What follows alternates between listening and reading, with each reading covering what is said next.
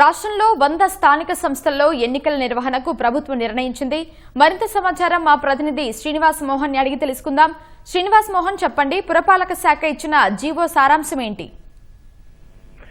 రాష్ట్రంలో స్థానిక సంస్థల ఎన్నికల నిర్వహణ కోసం ప్రభుత్వం సమాయత్తం కావాలని చెప్పి అధికారులను ఆదేశించడం జరిగింది. అందులో భాగంగానే రాష్ట్రంలో పురపాలక ఎన్నికలు, ఇక మున్సిపల్ కార్పొరేషన్లు కావచ్చు, మున్సిపాలిటీలు, నగర పంచాయతీల ఎన్నికల నిర్వహణకు పురపాలక శాఖ సమాయత్తం అయింది. దీనికి సంబంధించి ఒక జీవోను కూడా జారీ చేయడం జరిగింది. ముఖ్యంగా బీసీలకు 33.33% రిజర్వేషన్లను యథాతథంగా అమలు చేస్తూ ముందుకెళ్లాలని స్పష్టం చేస్తూ రాష్ట్ర పురపాలక పట్టణాభివృద్ధి శాఖ ముఖ్య కార్యదర్శి ఎస్ సురేష్ కుమార్ ఇవాళ జీవో జారీ చేయడం జరిగింది. ఇందులో పురపాలక శాఖ, అలాగే పురపాలక శాఖ కమిషనర్, అలాగే సంచాలక తూర్చువారికి సంబంధించిన నివేదిక ప్రకారం రాష్ట్రంలో మొత్తం 123 పురపాలక సంఘాలకు గాను 100 చోట్ల ఇందులో ఎన్నికలు జరగనున్నాయి. ముఖ్యంగా పదవీ కాలం ముగిసినవి, ఇప్పటికే పాలక వర్గాల 5 ఏళ్ల పదవీ కాలం ముగిసిన 87 పురపాలక సంఘాల్లో ఎన్నికలు నిర్వహించబోతున్నారు. అలాగే నవంబర్ లో పదవీ కాలం ముగిసేవి ఏవైతే ఉన్నాయో, అంటే ఏడాది నవంబర్ నాటికి పదవీ కాలం పూర్తి చేసుకున్న మరో 13 పురపాలక సంఘాలకు కూడా ఇప్పుడే ఎన్నికలు జరపనున్నారు. కోర్టు కేసుల కారణంగా, న్యాయపరమైన వివాదాలు, ఇతర సమస్యల కారణంగా 23 పురపాలక సంఘాల్లో ప్రస్తుతం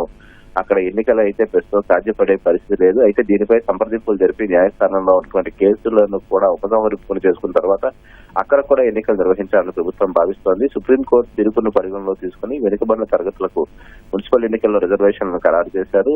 కేబినెట్ లో కూడా దీని మీద ఆమోదం తెలిపిన నేపథ్యంలో ఈ మున్సిపల్ చట్టం ప్రకారం ఈ ఎన్నికల్లో 33.33% బీసీలకు రిజర్వేషన్ పకడ్బందీగా అమలు చేయాలని ప్రభుత్వం తాజాగా ఉత్తర్వుల్లో పేర్కొనడం జరిగింది. ఎందుకంటే కేంద్ర ప్రభుత్వం 16వ ఆర్థిక సంఘం తాజా మార్గదర్శకాల ప్రకారం స్థానిక సంస్థల నిధులు మంజూరు కావాలంటే ఖచ్చితంగా ప్రజలతో ఎన్నుకోబడినటువంటి పాలక వర్గాలు తప్పనిసరిగా ఉండాలి, సకాలంలో ఎన్నికలు నిర్వహించాలి.